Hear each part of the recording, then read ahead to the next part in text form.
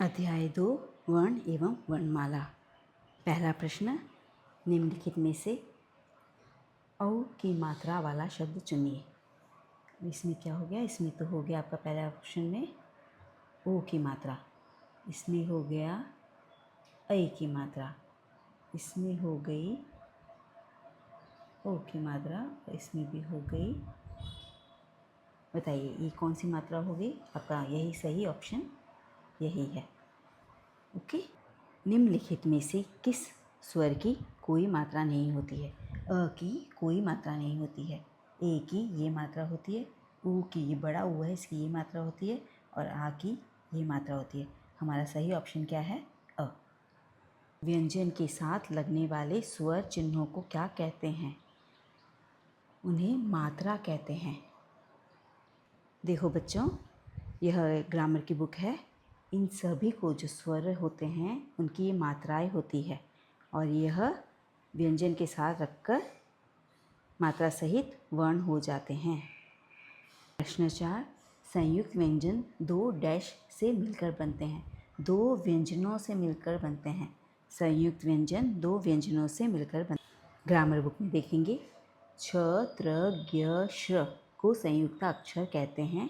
ये दो व्यंजनों से मिलने से बनते हैं। ओके। देखेंगे पहला, क प्लस श इक्वल्स टू छ, त प्लस र इक्वल्स टू त्र। प्रश्न 5, निम्नलिखित में से अशुद्ध विकल्प चुनिए।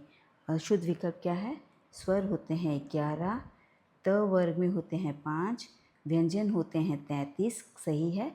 ऊष्म व्यंजन 4 होते हैं। ऊष्म व्यंजन 4 होते हैं। कौन से 4 होते हैं? आइए देखते हैं। ऊष्म व्यंजन श, श, स, ह, ये है 4 जो ऊष्म व्यंजन कहलाते हैं। बच्चों, हम कक्षा 4 की बुक, कक्षा 4 की है, इसी वर्ष की है। यह बुक करने से आपका बेसिक स्ट्रांग हो जाता है। प्रश्न 6, डैश का उच्चारण स्वरों की सहायता से किया जाता है।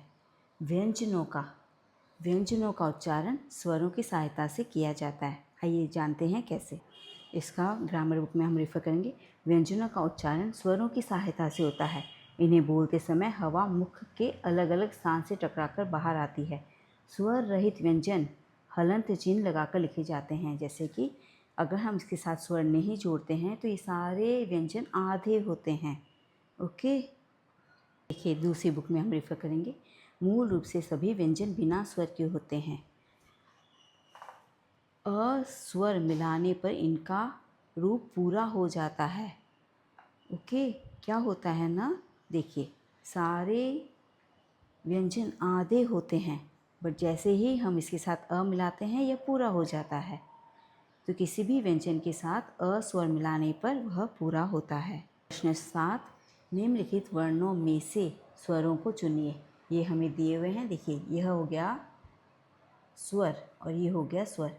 क, च, ज व्यंजन हो गए। तो हमारा सही ऑप्शन क्या है? यही हमारा ई और ओ स्वर हो गया, बाकी सभी व्यंजन है। प्रश्न 8, निम्नलिखित में से द्वितीय व्यंजन से बने शब्दों का जोड़ा चुनिए।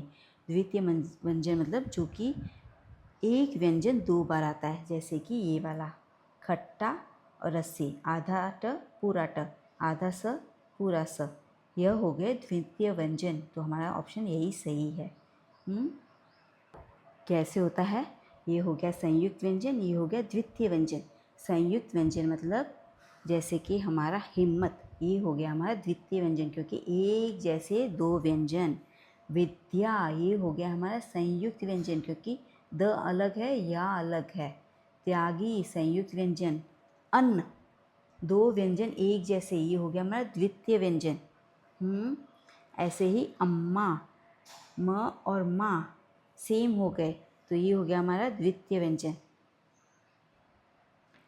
निम्नलिखित शब्दों में से किस शब्द में अनुस्वार का सही प्रयोग हुआ है? बिंदु, किसमें सही बिंदु आया है?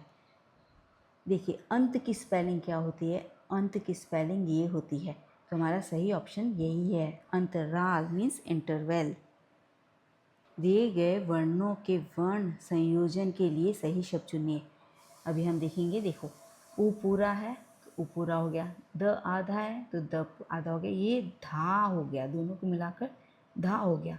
और र आधा प्लस अ हो गया तो र हो गया, र। हमारा यही सही ऑप्शन है। इसमें तो द आ ही नहीं रहा है, इसमें पूरा द हो गया है, हमें चाहिए आधा द। सही ऑप्शन हमारा यही है। प्रश्न 11, निम्नलिखित शब्दों में से किस शब्द में र के रूप में पदेन का प्रयोग हुआ है? पदेन मतलब कि जिसमें नीचे र आया है, तो ये हमारा सही ऑप्शन हो गया है। इसमें आ गया है री, इसमें तो पूरा र है। इसमें आ गया है र ऊपर। देखो र के विभिन्न रूप, हम र के विभिन्न रूप को जानेंगे। ये हो गया पूरा र, जिसमें र स्वतंत्र रूप से लिखा जाता है। र स्वर रहित होता है जब र आधा होता है, जिसमें अ नहीं है तो यह ऊपर आ जाता है, आधा र होने पर यह ऊपर आ जाता है। इसमें क्या है, इसमें क आधा है और र पूरा है, तो यह नीचे लग जाता है, यह क के नीचे लग जाता है, इसीलिए इसे पदेन कहते हैं। ओके, अभी इसमें भी देखिए, द में र तो द्रव हो गया, ह में र तो ह हो गया, और ये हो गया ट्रक। जब र स्वर रहित इन दो शब्दों के साथ जुड़ता है तो इसमें ऐसे लगता है, जब ट और ड के साथ र जुड़ता है तो वह इस तरह लगता है। हर्षित में र ऊपर आ गया है, प्रदीप में यही है जो कि हमारा सही आंसर है। ऋषि में तो री है, इसमें भी री लगाओ। प्रश्न 13, निम्नलिखित में से शब्दों के कौन से जोड़े में री की मात्रा का प्रयोग नहीं हुआ है?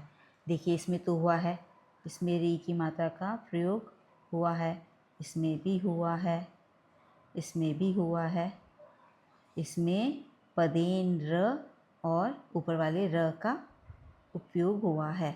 सो हमारा ऑप्शन यही सही है।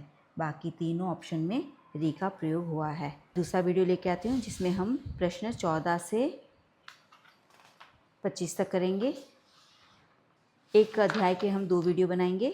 आज हमारा पाठ तीसरा था। नमस्ते।